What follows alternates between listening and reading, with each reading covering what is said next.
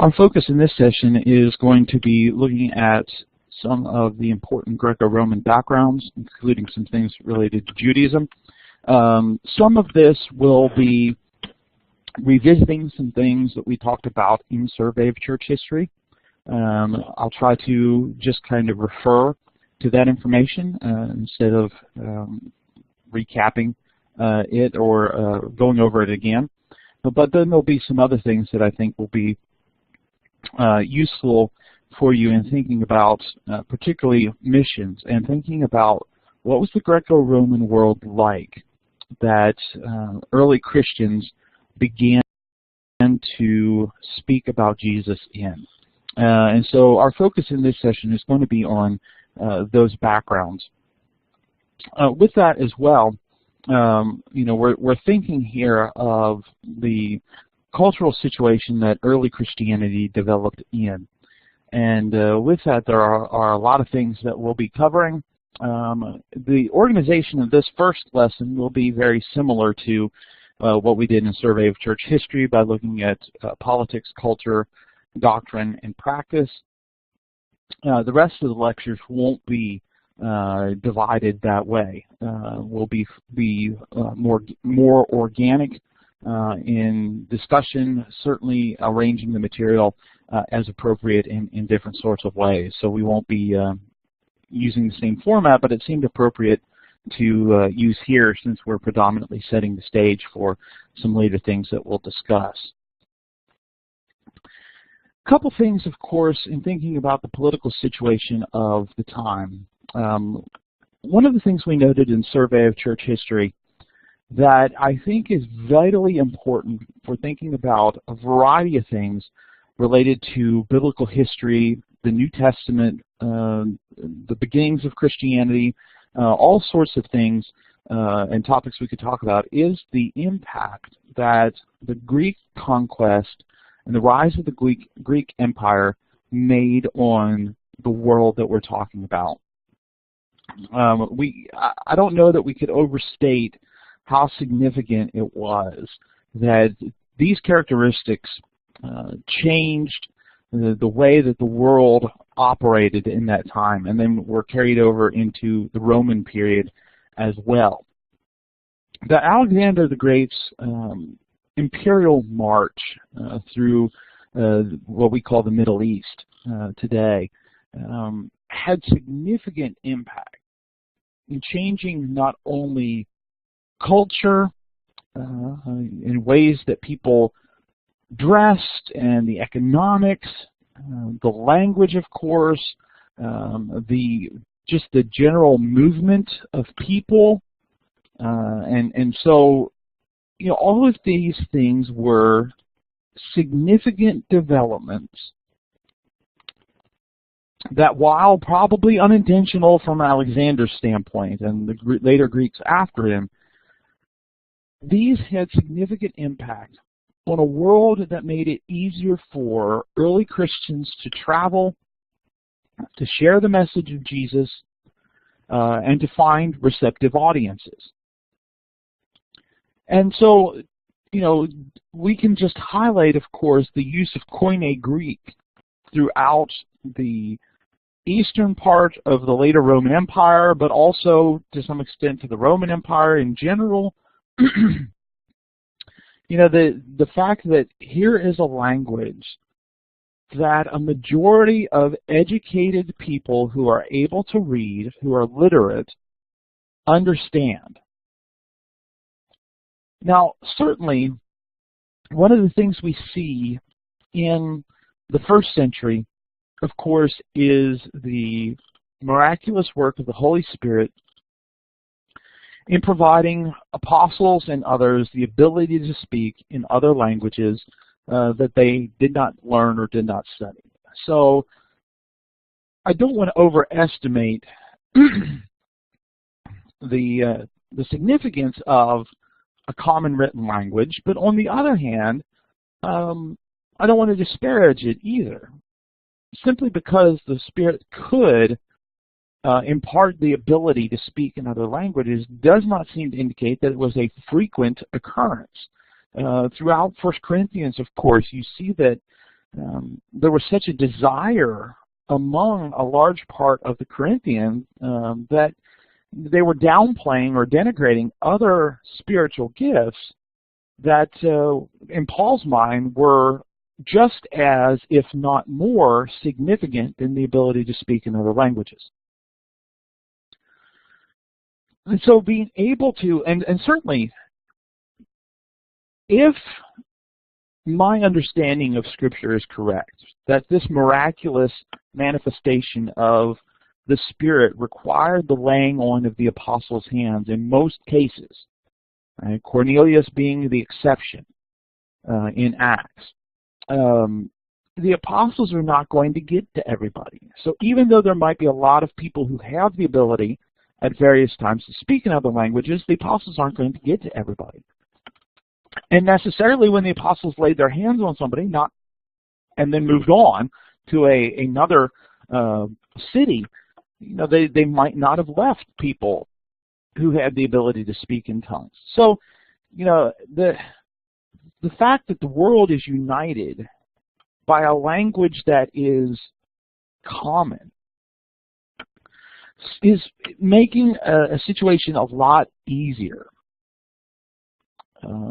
So, the language, the fact that a lot of society was focused on the cities, so that people could travel to, apostles and other disciples could travel to cities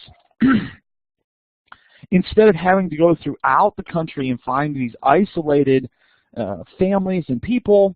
They're able to reach large audiences by traveling to cities. We talk about today urban missions. Well, that in a sense, that's what Paul did. Paul worked in urban missions. He went to cities and focused on cities. So the Greek conquest and the changes that it brought were very important to the foundation for the spread of Christianity.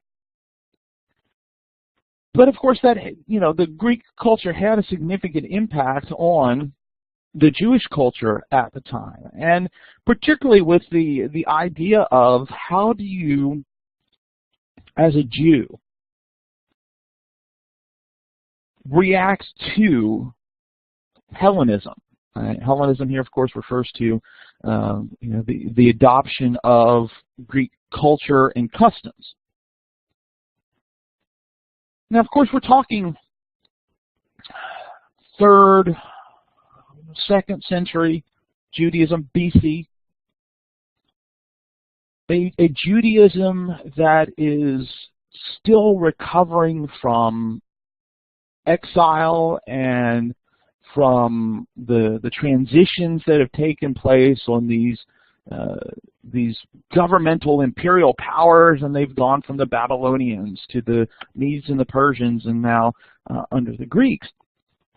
It's still a culture that is reeling from that, and a culture that is predominantly wanting to be careful of non-Jewish influences, especially among certain groups.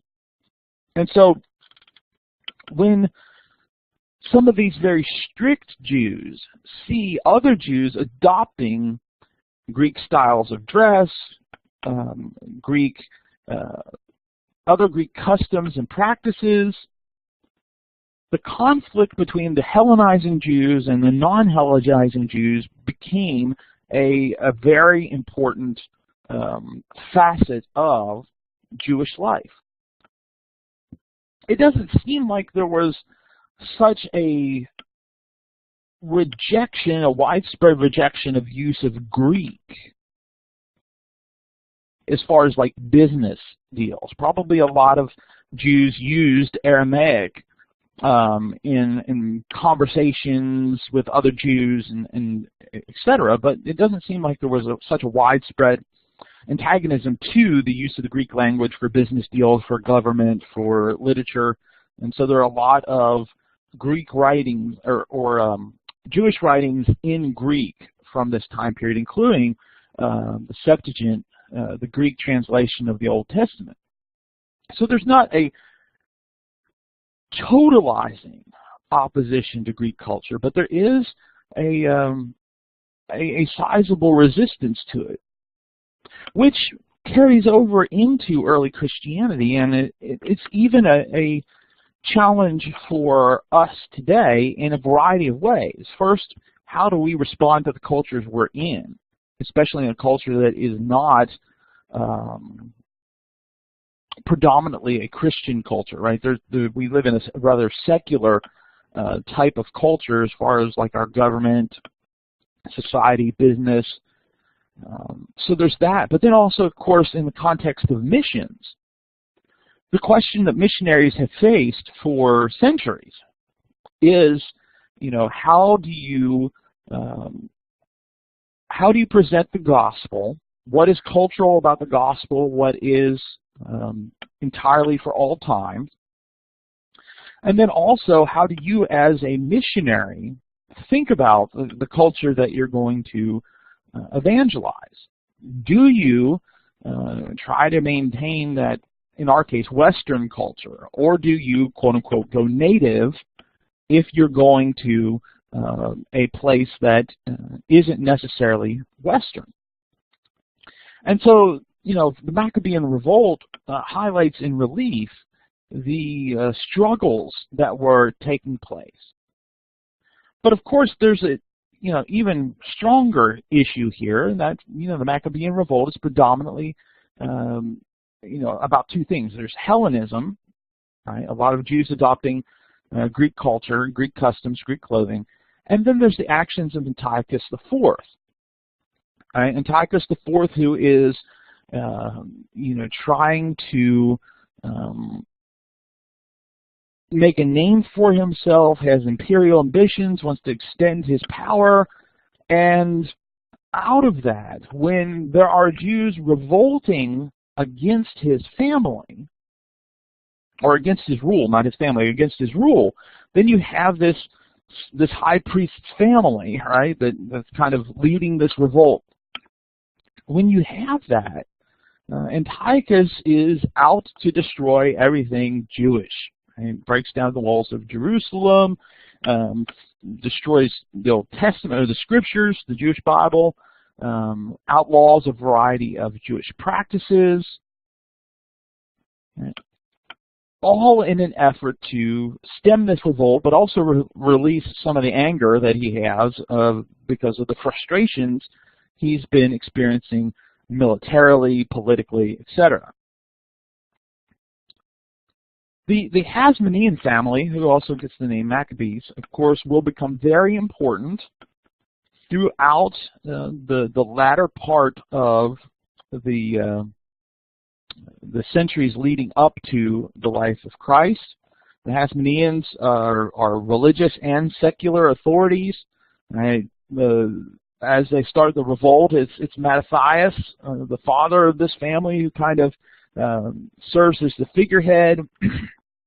But then the Hasmoneans start taking over the high priesthood.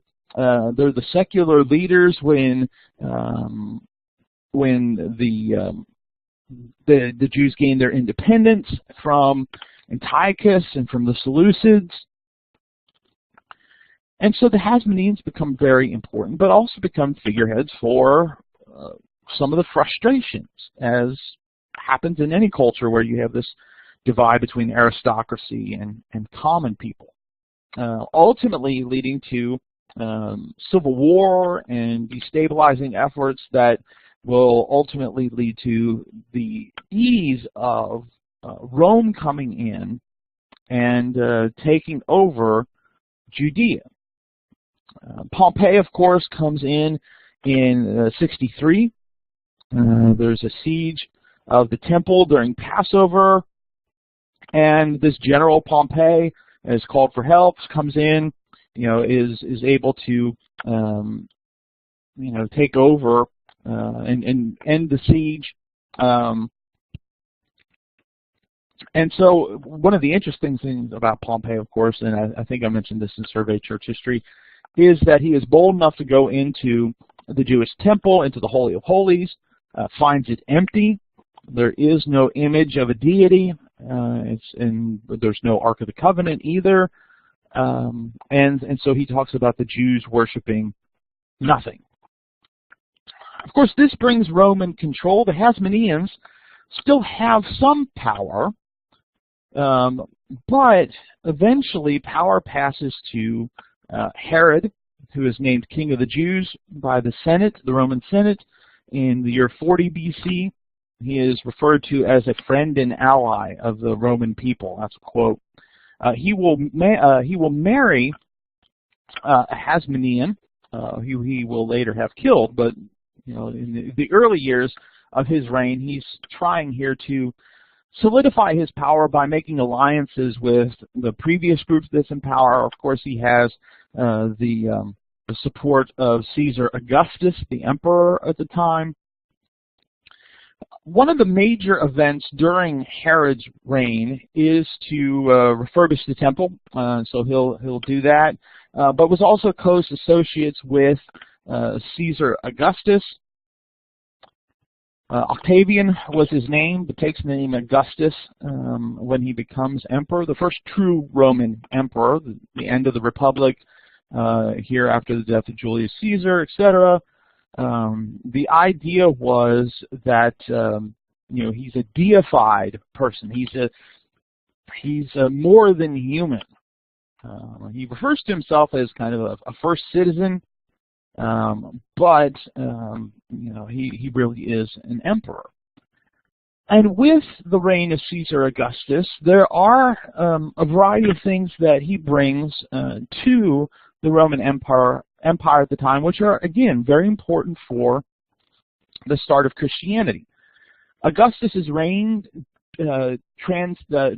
covers years prior to the life of Jesus through about 14, 15 AD, so when Jesus would have been still late teens, 18, 19, maybe 20, when Caesar Augustus dies.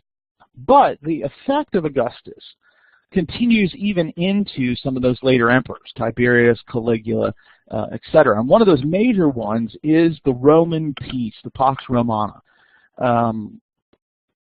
Yes, there are concerns about the frontier and the borders, particularly in the east, the Parthian Empire, which would have been located outside the Euphrates River. So in places like that, there are those fears of invaders. In Europe, there are fears of invaders as well, but predominantly a lot of the empire is experiencing peace. There's flare-ups every now and then in provinces, etc., but overall peace, which, the stability of culture is very, very significant and very, very useful for Christianity. Now, could Christians still have spread the message even in an unstable culture? Absolutely. That's not something that was a necessary thing. You probably all can come up with situations where countries or nations, places in turmoil, the church has been able to share the message and be successful. But it was very helpful for a lot of early Christianity for Christians to be able to spread out, go around in relative peace. It was also a time of economic prosperity, which also added to the ability of people contributing to the needs of others, to supporting those that would be traveling, improved communications, so that if you sent a letter like Paul does to various churches, you could feel confident that the letter will arrive there. Augustus had a very stable government. Other emperors less so at various times, just because of their temperaments and their own skills and abilities. But in the early years of Christianity, you see a relatively stable situation, which again provides some of that peace and security, which is helpful. And in general, the age of Augustus is looked upon as this new age. It's an empire now. It's not a republic.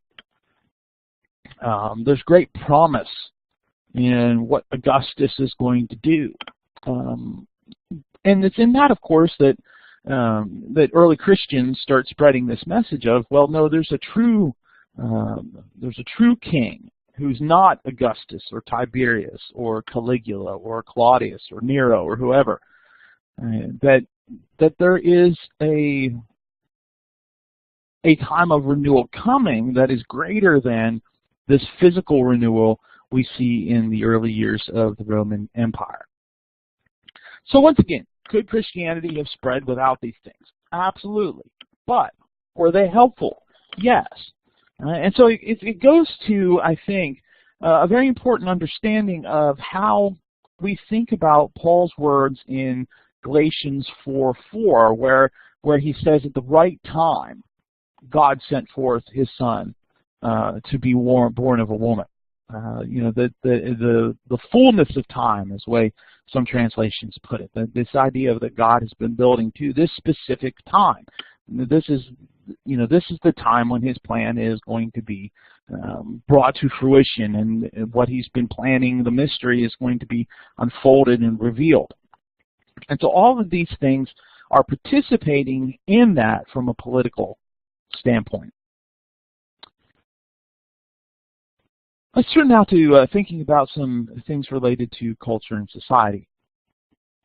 As Christianity developed, and as it moves from being this development within Judaism to being a world religion, right, the largest world religion today, if we are very broad in our definition of Christianity,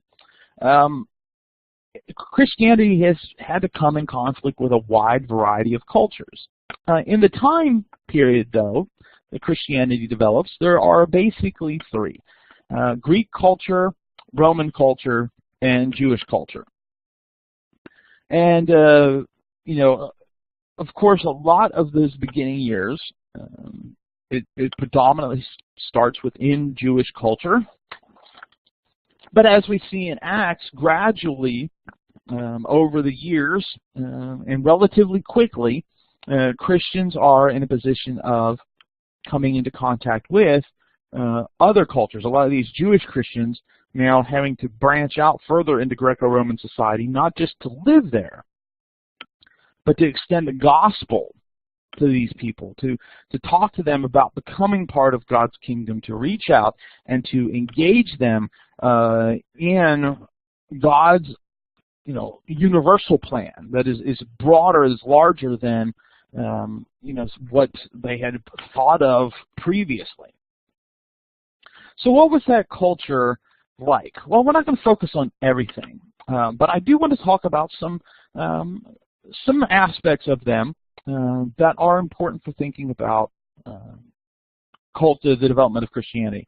Let's start with talking about some things related to Greco-Roman society. There is quite a bit of difference between Greek culture and Roman culture, and there was quite a bit of difference between the western part of the empire, which was predominantly Latin shaped, and the eastern part of the Roman Empire, which was largely Greek shaped. Sorry. So there's differences, but there's a lot of similarities. So we're not going to really kind of spend too much time making large differences between the two. And then also, because we're talking about here 1st century AD and moving on, we'll predominantly focus on Roman society, but we'll touch on Greek culture as important. So when we think of the society that existed, scholars have noted that Roman society was a stratified society. There were distinct social classes. It was clearly marked between the different social groups. But it wasn't like the culture of a place like India, where in India, your social class was determined upon birth, and you could not move out of that during your lifetime. Now, Indian culture, of course, believed in reincarnation, so the idea was you could move out of that class, hopefully into a higher one in your next life, but you could also move down. But during a lifetime, you were in that class and there was nothing you could do about it. Roman society wasn't the same. There was the opportunity to move between different classes. Wealth, property, very important, but also if you gained the favor of the emperor or other government officials, you could experience the benefits of society. You definitely could move up in society, and there was definitely, on the other hand, a disdain for the lower classes. And sometimes even if you moved up to a higher class, there was still some disdain because you were originally lower class. So a couple of, what were the different classes? Well, at the top, of course, was the aristocracy. And there were two classes within the aristocracy, the senatorial order and the equestrian order. So becoming a senator, being a governmental official over a particular region, or a proconsul, you know, there's a variety of things that would have made distinguishment. But you know, in many cases, the difference between the senatorial order and the equestrian order had to do with the amount of property you had. The senatorial order had a higher, I mean, it was a class of people that had a higher amount of property. And so the distinctions had some economic, the two orders had some economic distinction, but there was also some political ones as well. The equestrian order was more militarily focused, and the senatorial was more politically focused. Right? And so where your families were involved in that. The equestrian order also had people involved in business, and so, you know, other things. So military, finance, that's the equestrian order. Politics, that's more the senatorial order. One of the ways you could get into the equestrian order, if you weren't born into it, was through promotion in the army. So as you got promoted in the army, that would also change some of your status as well. Below the aristocracy were the plebeians. These were people who were Roman citizens, but they were not in either the senatorial or the equestrian order. So they had the rights and privileges of citizenship, but they didn't have the kind of economic or political power that the aristocracy had. Below the plebeians were the freedmen. Freedmen were people who were former slaves who had either been given their freedom or acquired their freedom. Often the freedmen had some relationship to their former owners. Some of them sometimes stayed in the family of their former owner. So there was, you know, still some connections there, even if you were no longer a slave. Sons of slaves, sons of freedmen, I should say, sons of freemen could reach the equestrian rank, but they were often not allowed to become magistrates or priests or things like that. Governor Felix, for example, in Acts 23, was a freedman from the emperor's household. So you could rise to some significant power if, you know, maybe not you, but your children, etc. At the bottom, of course, were the slaves. There was an extensive number of slaves in both the Greek and Roman world. According to some scholars, about 1 in 5 people, 20% of the Roman world was slaves.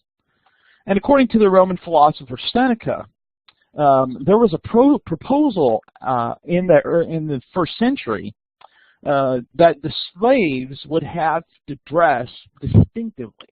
Right? So the Senate thinks, okay, let's make the slaves dress so people can tell that they're slaves, right, on sight. But ultimately, the proposal failed because the concern was the slaves would figure out how many slaves there actually were and lead a rebellion. So there were a lot of slaves in the Roman Empire. You became a slave through war or piracy. Sometimes slaves would be found among children who had been abandoned at birth or infancy. An unwanted child could be stuck in the town square, or it could be thrown out on a garbage heap, and someone, a slave trader, find this child and raise it and send it into slavery. You could be sold to pay off your debts, or someone might sell their child to pay off their debts. If you broke certain laws, the court could decide. Okay? The verdict was, you are going into slavery as a consequence of the infraction. If you were born to a slave mother, you were a slave as well. Slaves were passed down from parents to children. You could be bought, from one family to another, and then, of course, with the slave children born to a slave mother. Most of the slaves came from the eastern part of the empire, at least in the early years of the empire, and the effort was to make sure that these slaves did not retain any sort of nationalistic identity, right? So you didn't think of yourself, or you were encouraged not to think of yourself as Jewish or as Persian or anything like that. That was to, kind of be dropped. Legally, you were considered a thing. You weren't even a person anymore when you became a slave, or if you were born a slave. Slaves, as even the philosopher says, were living property or living tools, totally subject to the owner or master. You didn't have any legal rights as a slave. As a slave, you might do all sorts of activities, from working in mines to working in the bureaucracy. Slaves could be found in the highest places of government, where you could work for the emperor and be valued, or you could be in the lowest of low jobs and be disdained. And there's all sorts of cases of slaves doing all sorts of types of work, working in agriculture, working on caring for temples, domestic work. Slaves might be teachers, they might be artisans, they might manage their owner's business. So all sorts of jobs and careers had slaves in them. And so slaves could be found throughout the empire doing all sorts of things, but still, right, the status was, that you're a thing. You can be serving the emperor in the emperor's household. You're still a thing. It was possible for slaves to be freed. Sometimes an owner at death and their will would free their slaves, and sometimes slaves were passed on as an inheritance, so it kind of depended on the owner. You could have your freedom purchased by someone. If someone was particularly fond of you or wanted to help out your situation, you could have your freedom purchased. And in fact, as early Christianity started, Christians would often purchase the freedom of slaves. Additionally, slaves in some circumstances could earn money and then use that money, save it up, purchase their own freedom. When a slave was free, the manumitting ceremony, manumission of course refers to freedom, freeing your slave, the money would be presented to the deity. Now, why do that? Well, slaves could not enter into contracts. Right? So this contract of freedom that's taking place because of their legal status. So the deity acted as a mediator between the slave and the owner to bring about freedom. So slaves were a significant part of the empire. Of course, quite a lot of slaves were interested in Christianity as it developed. Another important aspect of Roman life was citizenship, kind of on the exact opposite end of being a slave, being a citizen. There were a lot of people in the empire who weren't citizens. But citizenship was a sign of status. However, at various times it would be more valued or less valued, often depending upon the empire. Sometimes an emperor would be passing out citizenship like crazy. Other times, emperor might not be allowing hardly anybody to become a citizen. The importance of citizenship kind of rose and fell depending upon, would rise and fall regarding what it meant, how important it was. By the 2nd and 3rd centuries AD, it kind of began to start to lose some of the prominence, some of the status, some of the protections. But in the 1st century world, there were some things that were very important to that. How did you become a citizen? Well, you became a citizen in a couple of ways. First, being born to a citizen. If you were born to a citizen, you were a citizen. And this is the case of Paul, for example. In his arrest in Jerusalem, he's getting ready to be beaten and asks why he, as a Roman citizen, was getting ready to be beaten uncondemned. And we'll talk about that here in a minute. And one of the Roman officers there says, well, how did you become a citizen? You know, I purchased for a large sum my citizenship. Paul says, well, I was free-born. So being born to a citizen made you a citizen. If a citizen freed their slaves, those slaves became citizens. So being a manumitted slave of a citizen could also bring citizenship status. If you provided special services to the empire, did something significant for the emperor or for the Roman Empire, you could be awarded with citizenship. That's probably, a lot of people think that's probably how Paul's father achieved citizenship, for Paul to be free-born. Additionally, if you had been discharged from the legions, right? So there had been this large draft, and you were sent into the legions because the empire needed a larger army. When you had fulfilled this emergency response and were freed from the legions, you became a citizen. At various times as well, certain emperors allowed the purchase of citizenship. As I mentioned, in the case of Paul, when he is getting ready to be beaten, the soldier asks him, how did you become a citizen? I had paid for a large amount to become a citizen. So some of the people could buy, at various times, citizenship. Often when the emperor needed additional monies, would they, kind of say, well, you can purchase a citizenship, although of course it would be a significant amount of money. There were a couple of privileges that citizens had, and we see some of these in the life of Paul. One was voting.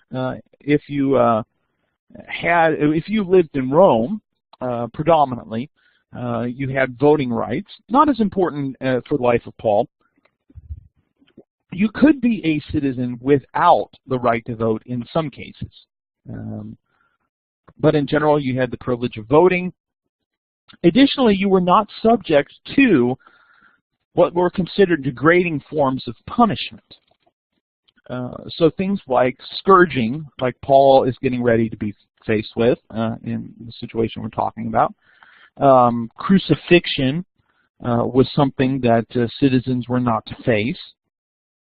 So there were a variety of punishments that if you were found guilty of something, you did not suffer those kind of punishments. I mean, you would still be imprisoned, or you still might face some other types of punishments, but you would not face others because you were a citizen. And so that's why in the tradition of Christianity, the belief is, based on some good evidence, that Peter was crucified and Paul was beheaded. Peter not a citizen, so he could be subject to crucifixion. Paul, as a citizen, was not subject to crucifixion, and beheading was seen as is not a degrading form of punishment because it was so quickly handled. You're not dying for a long time like what would have been experienced in crucifixion. Finally, finally for our purposes, you, as a citizen, you had the right to appeal to Rome in certain legal matters and bypass local jurisdiction. So if there was some reason why you didn't want your case handled locally, you could appeal to the emperor, which of course is the situation in the latter part of Acts. Paul doesn't want to find himself subject to Jewish ideas, Jewish punishment, because there's this encouragement that he be turned over to the Jews, and so Paul appeals to the emperor, and so that's his right as a Roman citizen.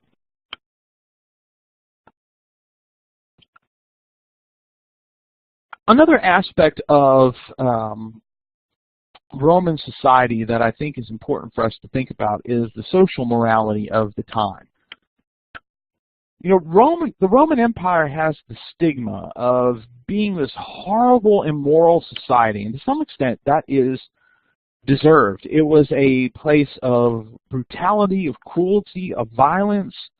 You have these gladiator games, all sorts of things related to immoral entertainment to keep the people placated, right? To keep the people content, under control, not interested in rebellion. And so when Jews and Christians encounter Roman society, they looked at this and presented this society as very morally corrupt, and sometimes even some Roman authors did as well. Issues related to sexuality were one of the main targets. The Greek and Roman world was preoccupied with sexuality. A scholar named Everett Ferguson notes, when you think of all the numerous Greek words that exist related to sexual relationships, there's so many different words that cover so many different expressions of sexuality, moral and immoral. The Greek world was just preoccupied with it. Homosexuality was common in Greek and Roman society, especially in early adulthood. You had prostitution, sacred prostitution. Men, citizens, wealthy men often had mistresses, some of whom had an actual better status in the Roman society than women. The wife, right? So the mistress might have more freedom to operate in Roman society than the wife of a prominent citizen. Excuse me. And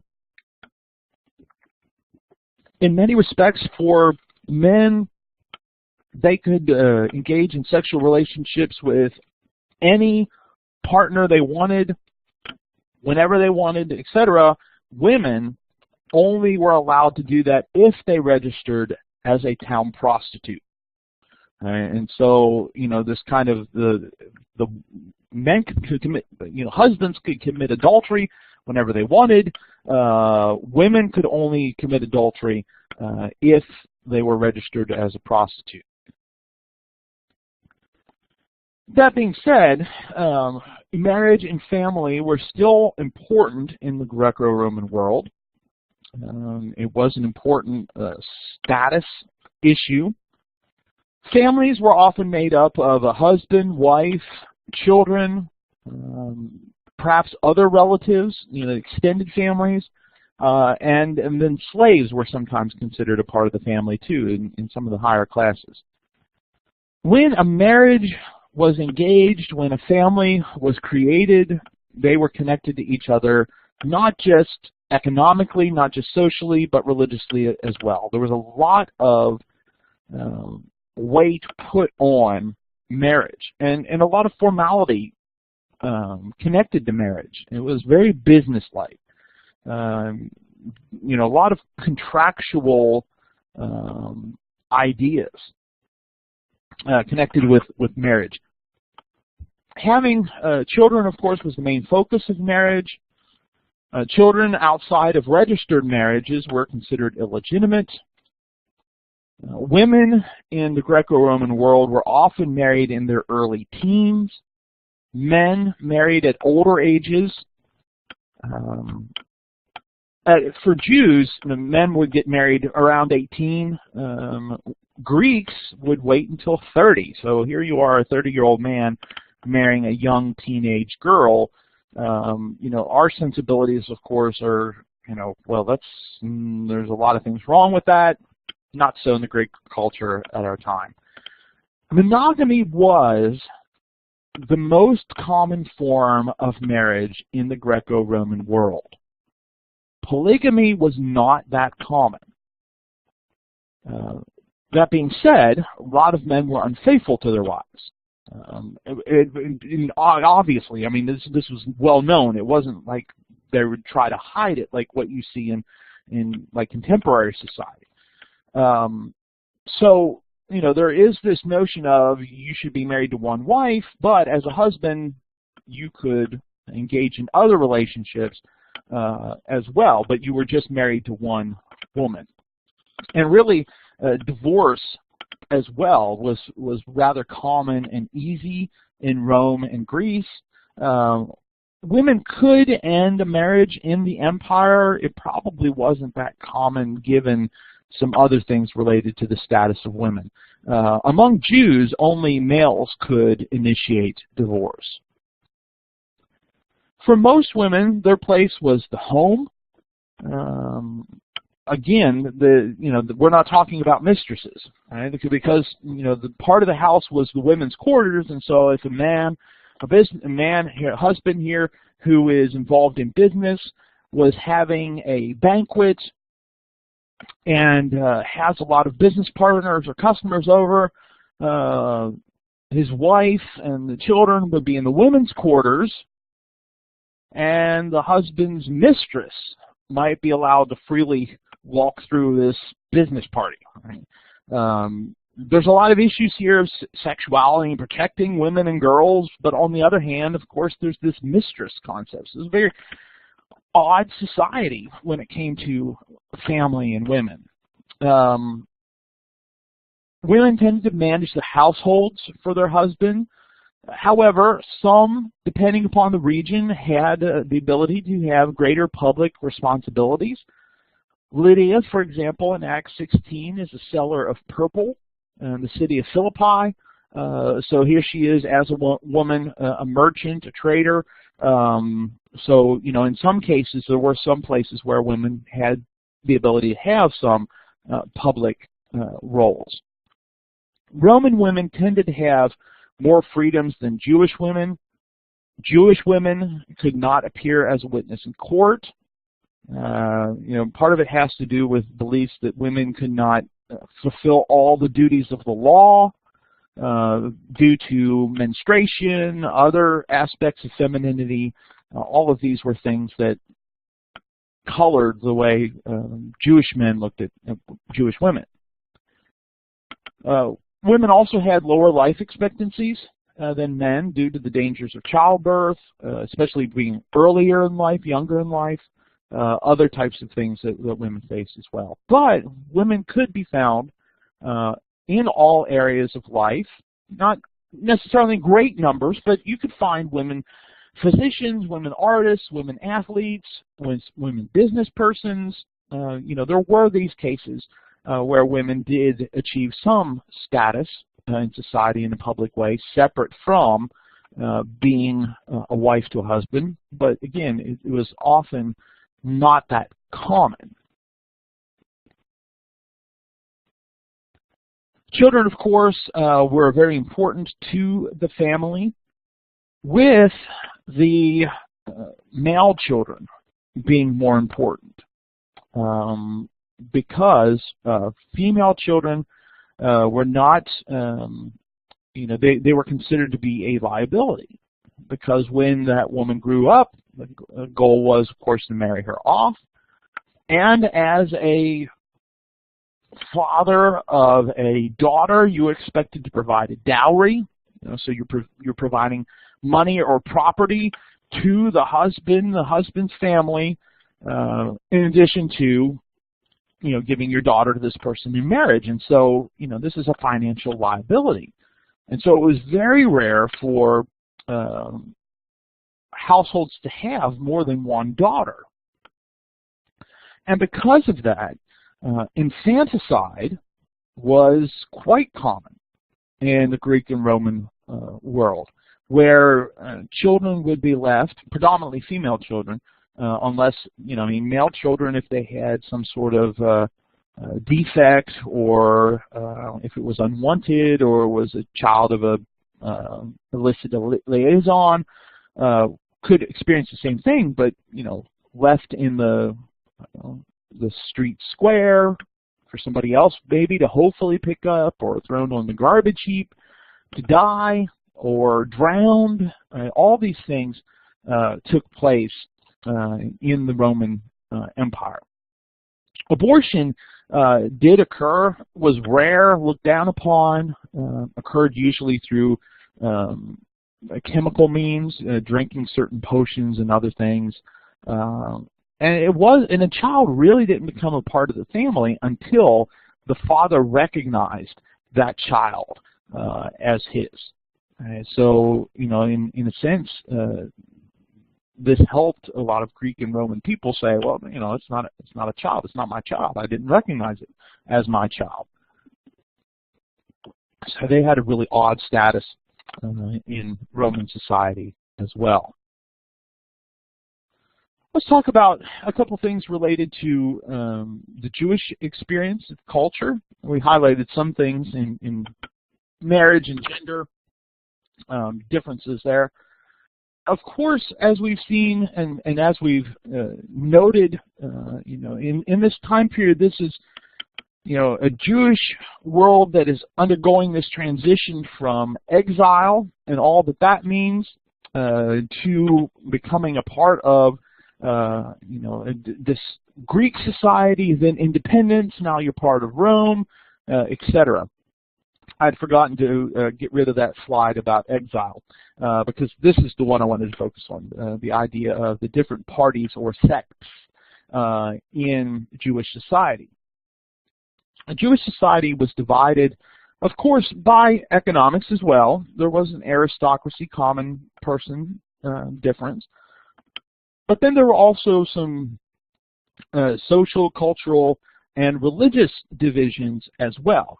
Ones that you're already aware of, so we'll just highlight some things here. Of course, you have the Pharisees, very concerned with the law, issues of purity, and not only the law of Moses, but the oral law, the oral tradition of various teachers about fulfilling that law, often considered just as significant as the written law. And so this is the group that will survive the destruction of the Second Temple because of their emphasis on the law and not the temple. On the other hand, you have the Sadducees, of course, who are the aristocrats, the priestly families. A lot of the other leaders in Judea tended to be Sadducees.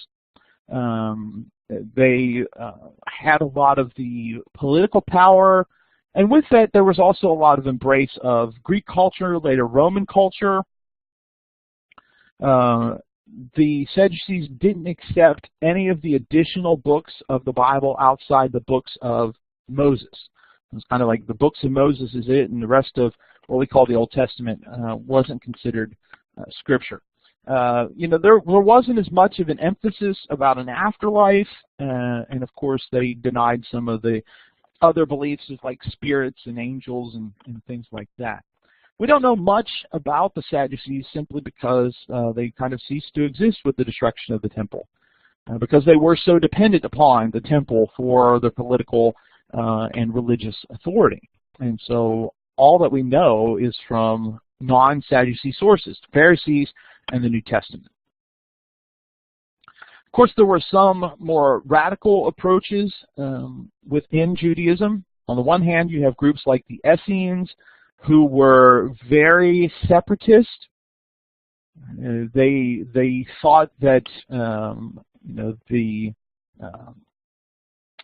larger Jewish society was corrupt.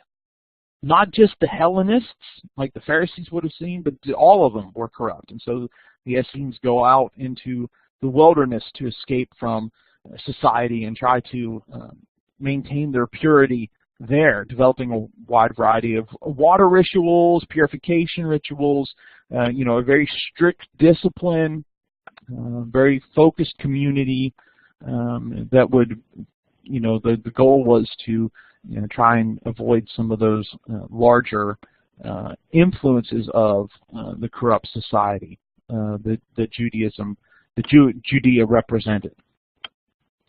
And then, of course, there were those extremists who were political extremists. The Zealots were not particularly interested in religious issues. They were more interested in freedom, and they're focused more on removing Roman influence from Judea, and not necessarily what they should be doing religiously.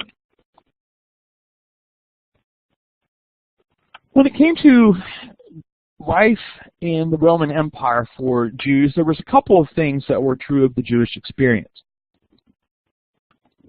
On one hand, the reality of Judaism, or the reality of Jewish life for a lot of Jews was that of diaspora. It's been estimated that about 2/3 of Jews lived outside of Palestine, Judea. And so under Greek and Roman rule, the dispersion of Jews throughout the empire was the facet of life. It had been the facet of life for centuries in Judaism and in Jewish history. So it's not unusual, but it's an important feature here, so that when the beginnings of Christianity is taking place, as Paul goes traveling, for example, where does he go first? He goes to the synagogues. He goes to the Jews, these Jews in diaspora. It's estimated there's probably 3 to 8 million Jews in the Roman Empire in this kind of first century period, making up, I think it's like 7% maybe, is often a guess. But then there also was the question of who is a Jew. As these different groups exist, they don't necessarily look at other groups as being Jews. And then you have intermarriage and other things that are taking place as well. Many Greeks and Romans did not look at Jews positively. Often a lot of Romans looked down on people from the eastern part of the empire anyway. But Jews, of course, would have fit in with that as well. And particularly with the customs that the Jews had, and their religion, their monotheism, their exclusive monotheism, that was also something that was just really strange to a lot of Greeks and Romans. And then there was also kind of a resentment of some of the privileges that Jews had because of certain things that had taken place. Judaism, for example, was a licensed religion. We'll talk more about this in a little bit, but that offered certain privileges when it came to religion. They had some freedoms when it came to religion that other people didn't have. They were exempt from worshiping Greek and Roman deities. They were allowed to use their own law. They were exempt from military service. All of these things related to religious matters. There's protection of the Sabbath, and making sure that in Jewish sectors the Sabbath was protected. Some Jews did make it into the Roman government and into higher positions in Roman society. We've mentioned Herod already, but there are other examples. The wife of the governor Felix, who we meet in Acts, is Drusilla, a Jewess, and so she is wife of the governor. So there were situations where Jews were able to get into higher positions in the Roman government. Let's talk about some of the doctrines. Philosophy would fit in here as well, that are important for the times. When it comes to Jewish doctrine, of course, it's very important to see the importance of certain themes within Second Temple Judaism. And so the Jews come back from Babylonian captivity. They rebuild the temple, so the Second Temple, which lasts until AD 70. And in that, there were certain themes that developed in Second Temple Judaism that were pretty emphatic. For example, the importance of the individual and the responsibility the individual had for his own righteousness. Now, in a sense, this was true even before exile, before the Second Temple. But when you look at, let's say, Kings and Chronicles, as the king goes, so goes the people. Right? And so if you have a bad king, you have bad people. The king often led the people into sin. But in the writings of the Second Temple period, the exilic prophets like Ezekiel, Daniel, and others begin to really emphasize the importance of the individual.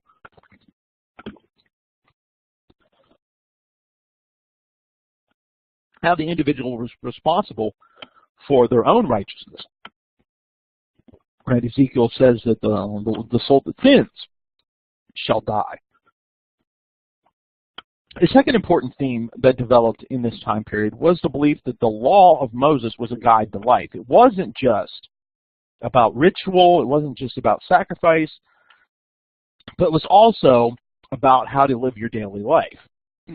Has it always been that? Well, yeah, there was always that aspect to it, but often, prior to the exile, prior to Second Temple Judaism, it was more looked upon as a ritualistic document and less about this day-to-day living and how important it was to live day-to-day and not just think about, well, I'll sacrifice on Passover.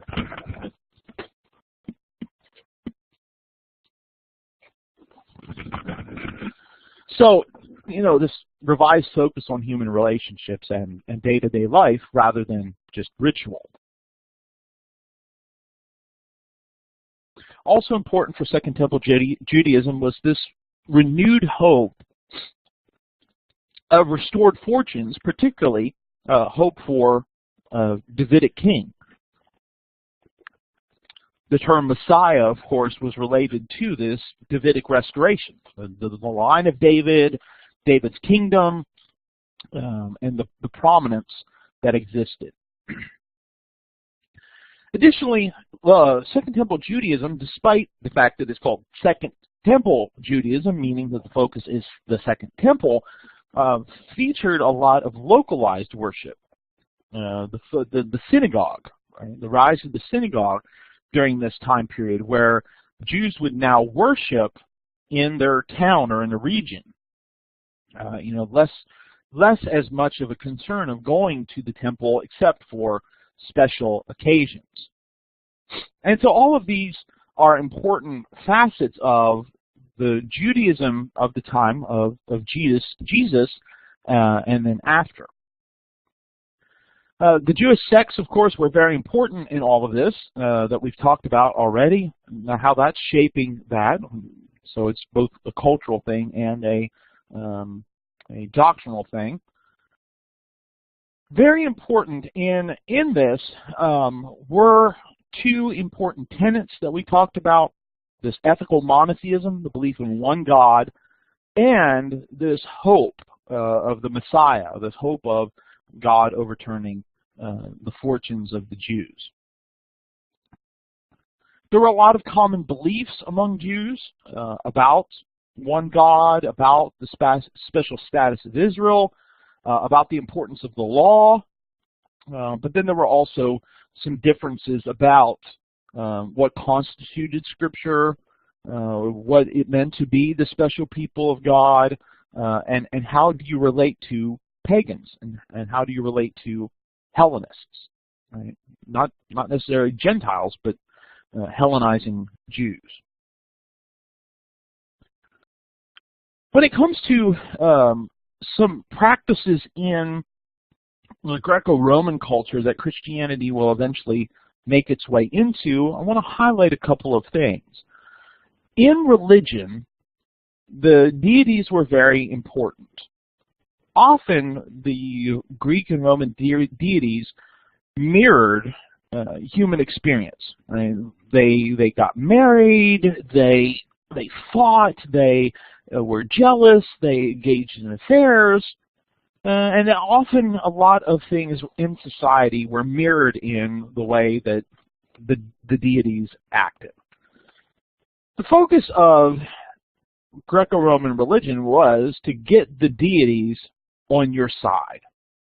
And so sacrifices were about, trying to get the deity interested in you, trying to get the deity to want to do something positive for you, or if a deity was angry with you, try to get him on your side. That's quite different than the Christian message of God's already on your side. Right? You don't need to get God on your side. You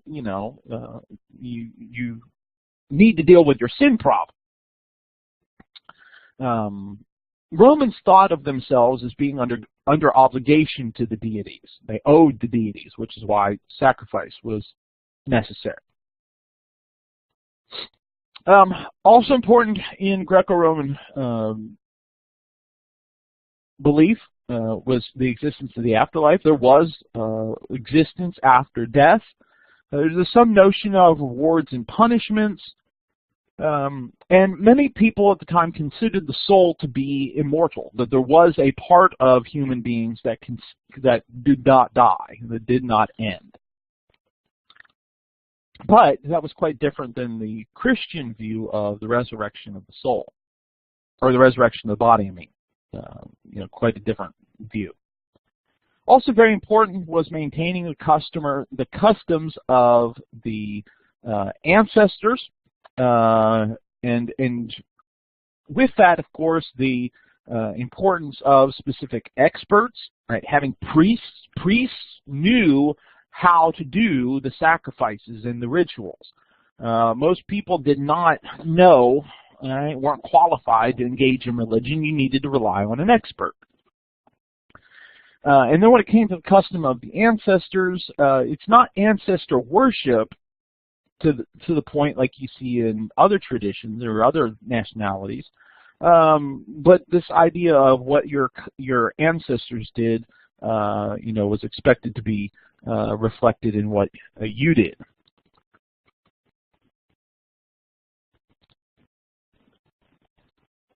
There's a lot of things that we could talk about and a lot of varied aspects and diversity in the religious views of Rome and Greece, but there were some characteristics that were across the board.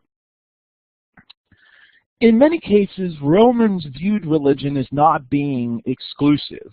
If you worshipped one deity, you could worship others as well, which made Judaism and Christianity odd by claiming that there was one God and you shouldn't worship any other gods.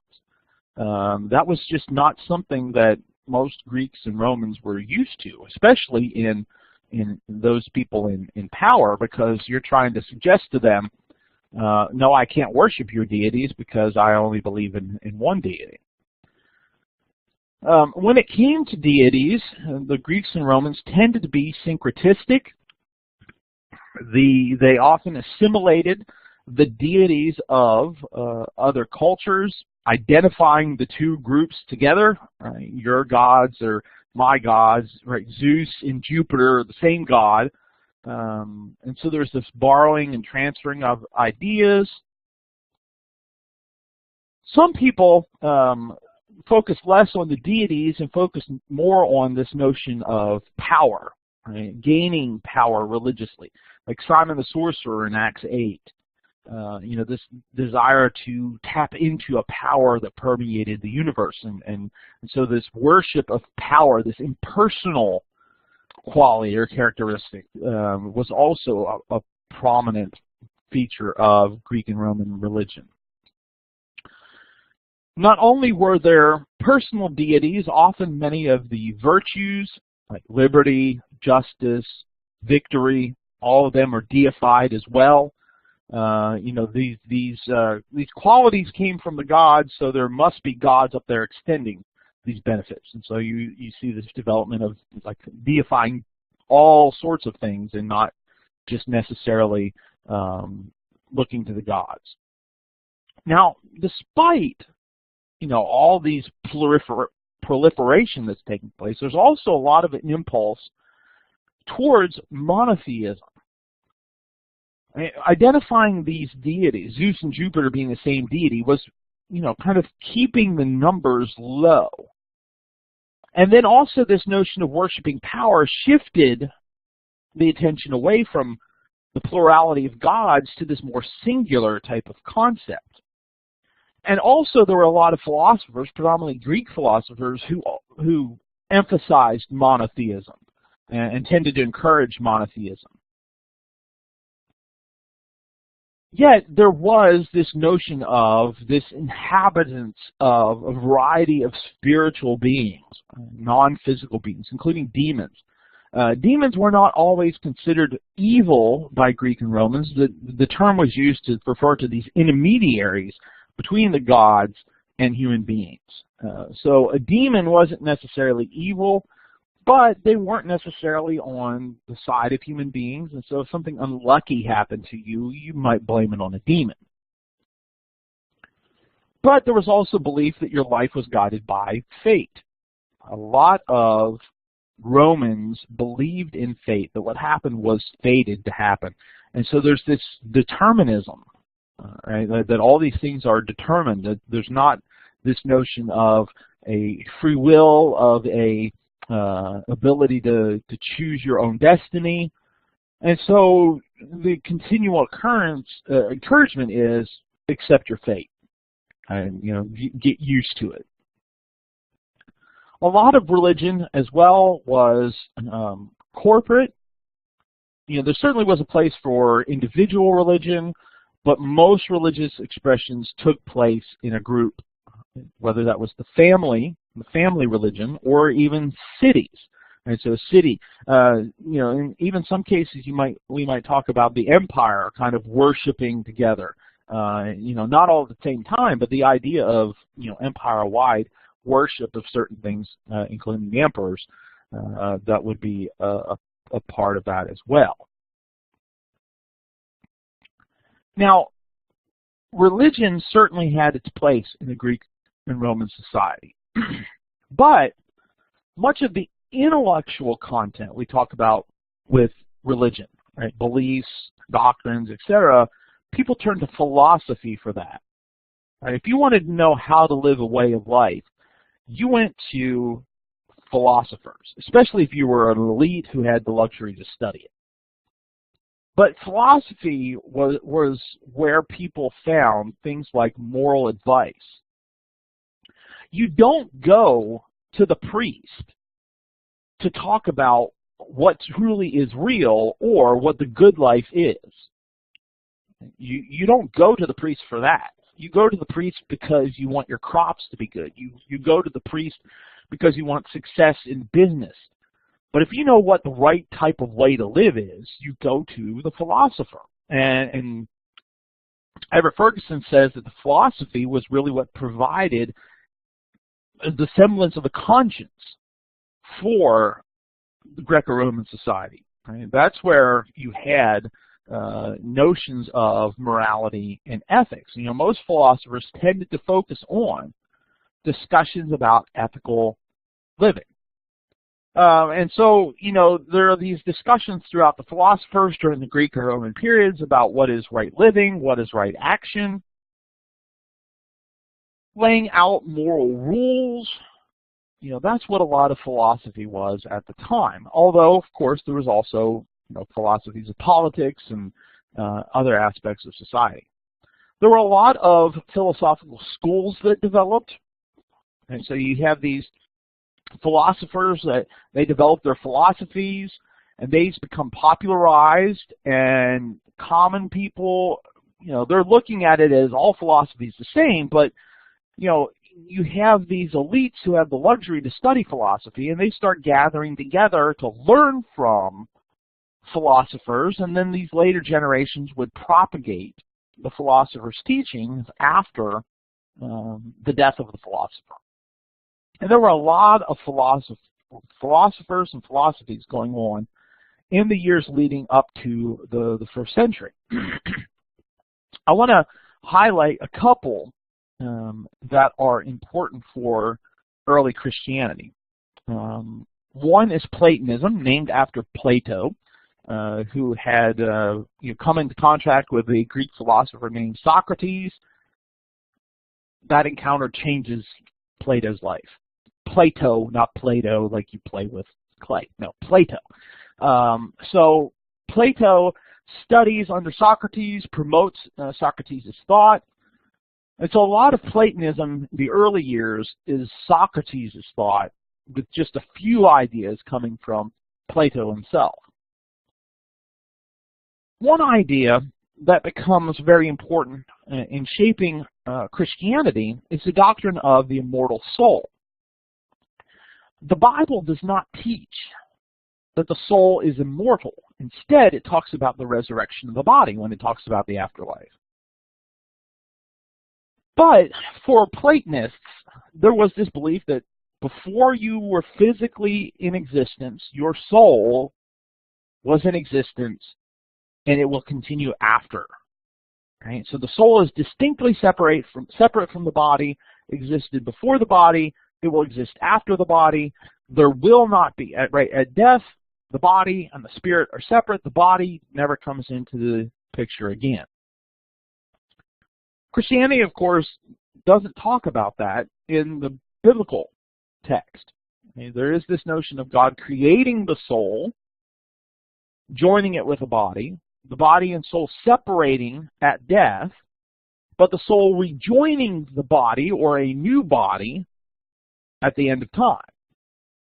However, as Platonism influenced Christianity, more and more people began to talk about the immortality of the soul, and the resurrection of the body, which is the biblical concept, is not as emphasized. Instead, it's this notion of we have an immortal soul, but the Bible doesn't ever really teach that. Additionally, the Platonists tended to be very critical of Greek and Roman gods. Reason is very important for Plato, and the use of reason in making decisions politically, ethically, etc. The gods, however, they're driven by their appetites. They're driven by emotion. They are not driven by reason. Now, what makes this interesting, of course, is that as Christians start to critique the gods, they find themselves in trouble from Greek and Roman society. But a lot of Plato's arguments become useful for Christians in these early centuries as part of the defense of their views by pointing out how Plato and others criticize the gods. Additionally, Plato promoted the idea that there was one supreme being, a monotheistic outlook. His supreme being, like a lot of Greek philosophers, tended to be very remote, impersonal, not really concerned about the day-to-day life, but there was this notion of there was this one God. There was just one God. Additionally, Plato also postulated that there was a realm beyond the physical realm that was known as the world of forms, and ideas that we had here really existed in the world of forms. So, for example, we have the concept of a circle. Well, in the world of forms, the ideal circle actually exists. Right? It's not just an idea in our head. It actually exists. There is a perfect ideal circle in this world of forms, even though you might never physically encounter it. Right? It might never be present physically in this world. It did exist. Well, this becomes helpful for Christians in talking about the reality of the afterlife, the reality of a spiritual world, right? And so they're already thinking there is this, if people were shaped by Platonism, they're already thinking that there is this other world. Now, of course, the danger of that is diminishing the importance of this world. Right? You get so focused on the next world that you don't pay attention to what's going on in this world. Another important philosophical school is Stoicism, founded by a man named Zeno of Cyprus. Stoicism gets its name from the Greek word for porch, or a stoa, where Zeno would preach, or not preach, teach. Right? So he would teach on this porch, and so it becomes known as Stoicism. Stoics had a very high view of morality, very important notions of the importance of morality. And the goal of life is to live virtuously. Additionally, they argued for a rational principle that pervades the universe, and that people should live according to this principle, this law of nature, this reason, or in Greek, this logos. Logos, of course, is the Greek word that's used in John chapter 1, where he says, in the beginning was the Word, or in the beginning was the logos. Right? So this notion of this universal reason, or this law of nature, this logos, becomes very important for early Christian philosophers in trying to make connections between Greek philosophy and Christian philosophy by making this connection, very poor connection, between the personality of the logos of Christianity and this impersonal notion of the law of nature. Reason, of course, very important for the Stoics rather than emotion.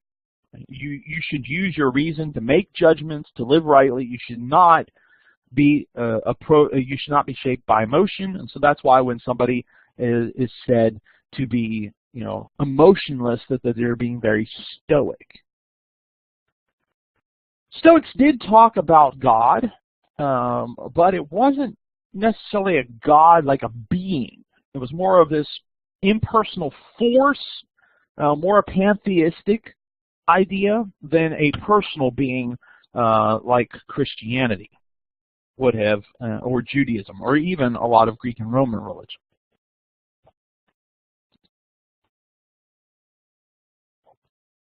Let's highlight a couple things related to Greek and Roman practice and Jewish practice.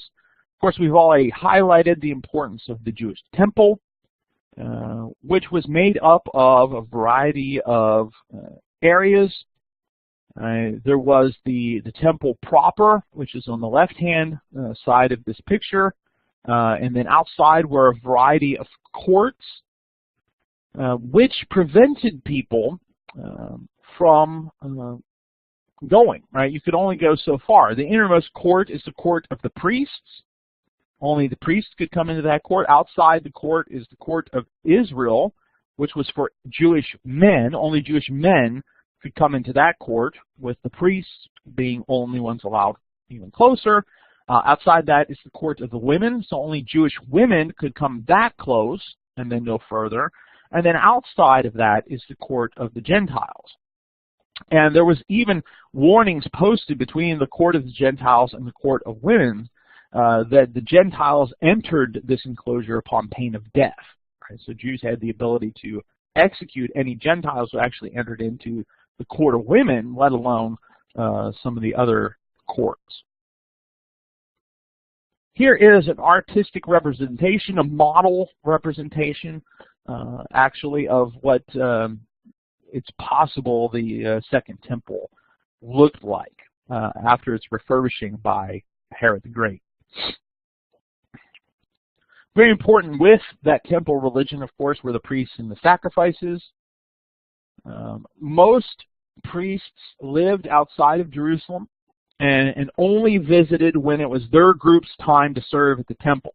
And so, there were 24 distinct orders of priests, and at various times they were called upon during the yearly cycles to show up to Jerusalem. The high priest's office was a political office, and so there was a lot of political machinations and buying and selling of the high priesthood, etc. So it wasn't just a religious office. It had a lot of things connected with it as well. Whole burnt offerings were offered twice a day at this time, one at sunrise and one at 3 p.m., which was more of an evening type of sacrifice. But sacrifices for Caesar, not to Caesar, for Caesar and the Roman nation were offered twice daily as well, kind of a way to get some allowance for their practices by saying, we will offer sacrifices for you and for Rome to God. Of course, the synagogue was very important for most Jews living outside of Jerusalem. Synagogues have been found throughout the Roman Empire, many of them very similar in structure. Synagogues were often the focus of the study of the law and for Jewish worship, but then also became a schoolhouse, served other functions for charity, things like that. And of course, there was a lot of festivals and holy days that existed throughout the calendar, celebrations that Jews had, things like Passover, Festival of Tabernacles, Pentecost, and then of course every week was the Sabbath. So a lot of things held throughout the year, observances throughout the year. When it came to Greco-Roman practice, there was, of course, a lot of role for the sacrifices and the priests. Gods were sacrificed to for all sorts of parts of life.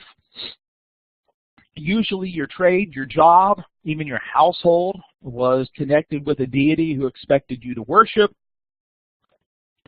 The sacrifice could be public, could be private, involved animals, vegetables, sometimes drink offerings. Sometimes an offering of food would be given where a little part of the food would be burnt up and the rest would be either given to the priest or consumed in a ritual meal, right? So you give part of the deity and the rest of the family ate. Similar kind of thing happened in Judaism. When you go back through the book of Leviticus, there are sacrifices like that where part of it's burnt up and the rest of it expected to be eaten.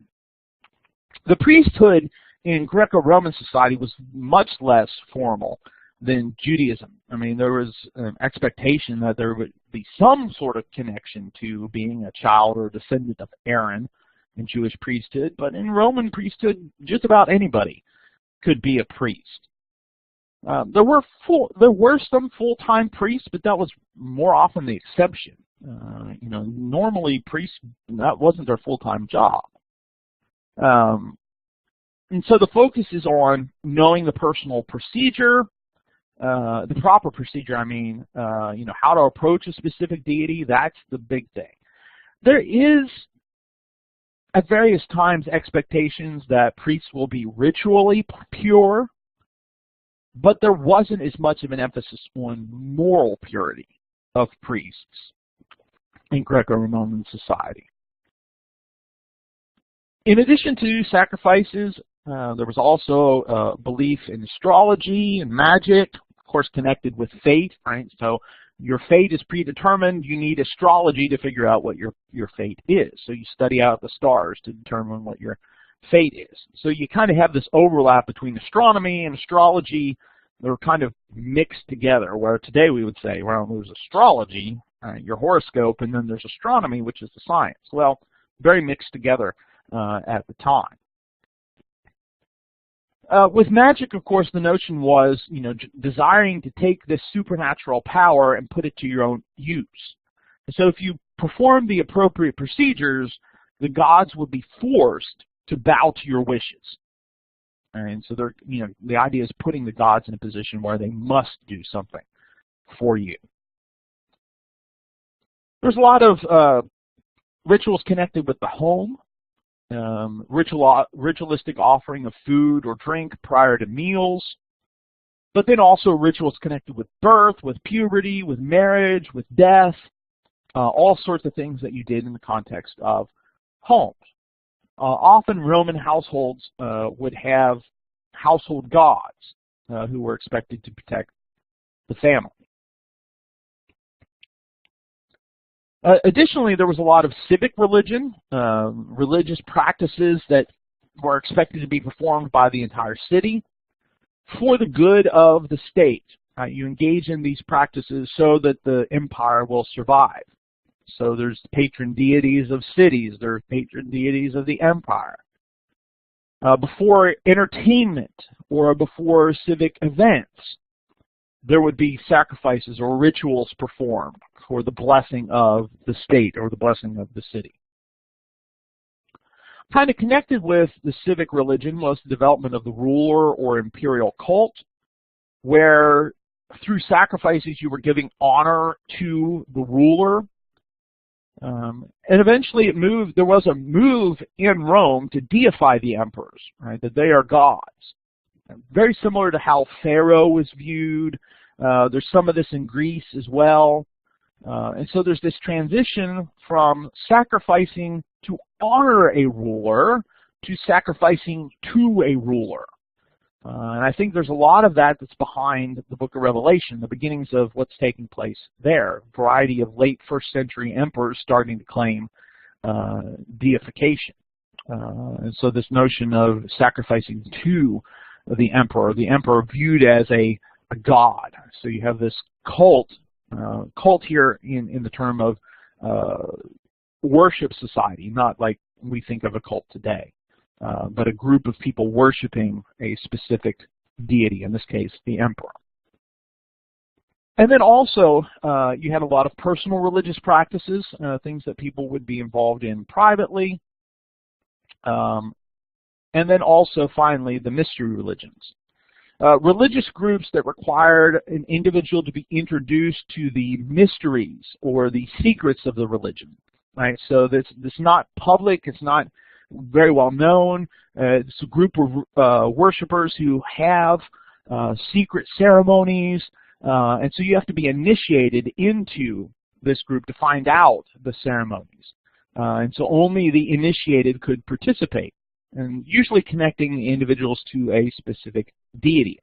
Many of the mystery religions tend to have developed in the Greek Empire, Eastern regions, and often tended to be local in focus, although you do have some universal cults, or you have a lot of the soldiers in the Roman army became involved with the cult of Mithras, which was a Persian deity that gets brought into Greek and Roman practice. In many respects, what we've looked at is very brief, even though, thinking about, okay, this is a long video.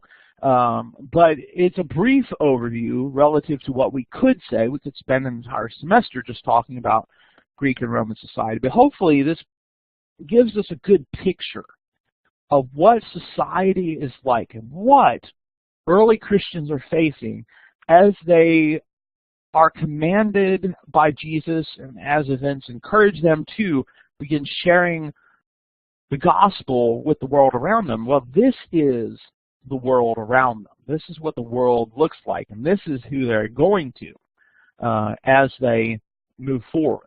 So in our next section, we'll move now then to the first century and talk about some of the development of missionary practice. Of course, a lot of attention to Paul and Paul's missionary journeys, but thinking about what Jesus establishes here that will kind of move this Jewish group to a universal and eventually a world religion. And so we'll pick up with that in the next section.